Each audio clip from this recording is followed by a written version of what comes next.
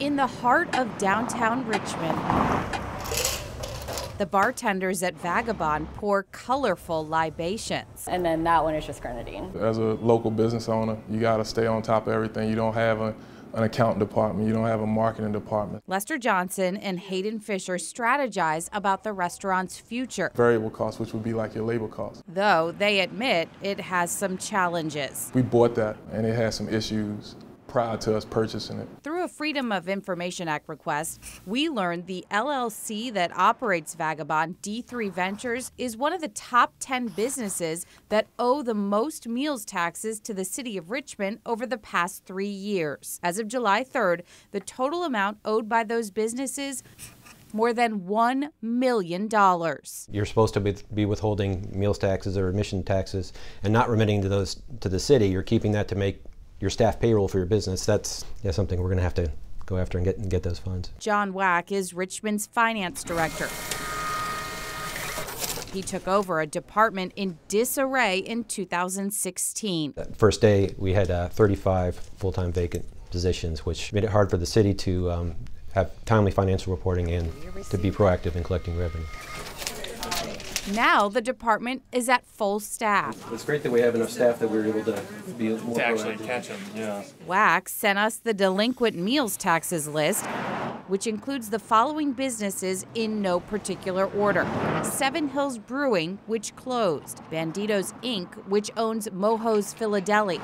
Culinary Connection Inc., which closed. HJJE Inc. and White Dog Inc., which run F.W. Sullivan's and Lady New Orleans. Kobe Enterprises Inc., they run Kobe Japanese Steaks and Sushi. Nacho Mamas Inc., Strivers Row Inc., which owns Croker's Spot. And Concepts in Catering LLC, which owns Mama J's, also owned by Lester Johnson. Now, as your business grows, that cost goes up. Johnson sat down with CBS 6 to discuss why he owes back taxes. I had a baby in 2016, end of 2016, so last year just kind of went on maternity leave and filings and things kind of were laid. In that time period, were you collecting the meals tax from patrons? Yep.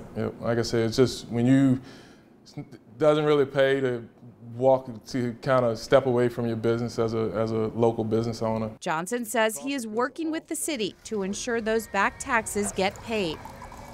Back at Vagabond, Johnson says things are in much better shape. We actually are on a payment plan with the city. But Hayden Fisher, who is also part owner of the aforementioned F.W. Sullivan's and Lady New Orleans, says the situation with those businesses is a bit different. He says the city has told him and his partner that those restaurants owe more than $270,000 in back meals taxes. But he claims the vast majority of that amount is the result of a billing error related to a former restaurant of theirs, Jorge's Cantina. What the city did is come back and assessed taxes, meals taxes, from June of 2012 through February of 2013, and then from August 2014 through March of 2015 when we weren't operating and no one was operating. Fisher says just this year they were able to get somewhere with the city to clean up their bill. It seems to be this year we're making more progress with getting things resolved. And while Fisher and Johnson both describe running a local restaurant as a labor of love, being a small business owner is a challenge. Being a small business restaurant owner is an exponentially more difficult challenge. They say most restaurant owners want to pay their taxes and be good corporate citizens. I don't think it's a question of not wanting to pay their taxes, just that there is it's not as clean as you might think it might be. We also received a list from the city of the top 10 businesses that owe business license taxes over the past 3 years. To see that list, visit this story on our website. In addition, we reached out to all the business owners about the back taxes. You can find out what they told us on the web as well. And finally, the city tells me that since we started working on this story, several businesses have paid up. Working for you, I'm Melissa Hippolyte for CBS 6.